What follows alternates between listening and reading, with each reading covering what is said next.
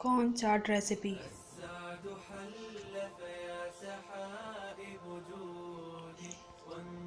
अज्जा sweet corn 1.5 cup, लहसुन powder 1 चाय का चम्मच, नमक आधा चाय का चम्मच,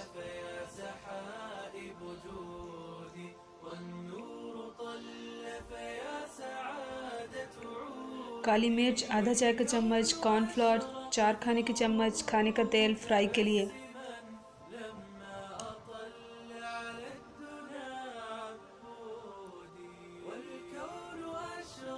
चाट के अज्जा लाल लोबिया आधा कप, हरा प्याज आधा कप, प्याज आधा कप, धनिए के पत्ते आधा कप,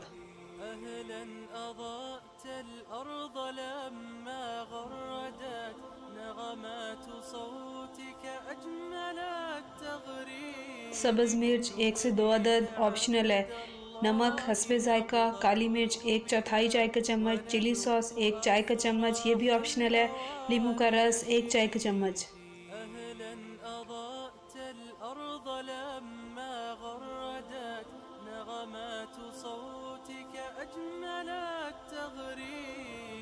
तरकीब: एक पैन में स्वीट कॉर्न, लहसुन पाउडर, नमक, काली कॉर्नफ्लोर डालकर अच्छी तरह मिक्स कर लें। अब दरमियानी आंच पर कॉर्नफ्लोर कूट किए हुए स्वीट कॉर्न को 6 से 8 मिनट फ्राई कर लें।